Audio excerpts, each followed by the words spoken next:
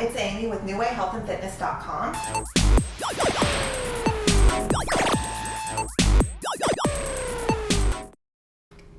Alright guys, Dr. Phil here again with Impact Health and Amy, and I'm going to show you now the opposite. It's going to be the hamstring stretch.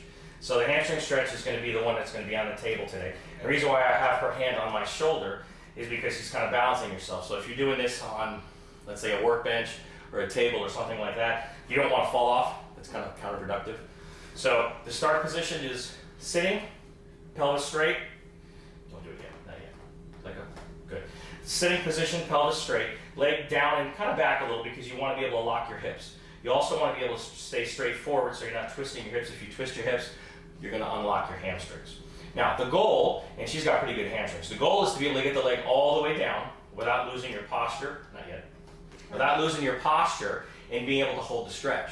Now, part one of that, you want to make sure the chest stays up and the back stays arched. So it's almost like you're going to do a swan dive. You want to keep that back a little bit arched, not over arched because you want to irritate your back. As you're holding that, I'm going to move down just a little so she's not arching herself to hold on. As you're holding this position, you're slowly going to start engaging your quads and you're going to get your knee down into the table, but you're going to keep your toes facing you. So you're trying to get into what we call terminal knee extension, which is like you're locking your knee. And you'll feel the tension go all the way from your foot, all the way up, even up into your butt, as long as you're keeping this straight. Now, that's the start position, just like the other stretch. Before you even get into the motion, people have a hard time getting into this position itself.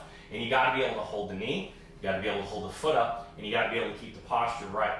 Now, when all that is said and done with, and you're able to hold it, now you're going to slowly bend at your hips towards your knees, but you're not going to curl your back. So you're going to lead with your gut. So you're going to come this way and keep the knee straight and the foot straight, but keep the chest up right there. So she has a hard time going any further than that. So if you lose the mechanics, my recommendation is back off, reassess yourself, because no good stretch, if you start altering your body to try to get the stretch, it's all going to end up coming out of your lower back and you're not going to really get the ideal length in your hamstrings. It's going to be more so a false positive. So again, real quick, just to regroup, make sure the hips are straight, make sure the legs are straight, make sure the posture is up, chest up, leading with your chest plate, get the knee locked, get the toes up to start the position, and then slowly bend forward at your hips so that this way you can get into your stretch, but don't lose the chest.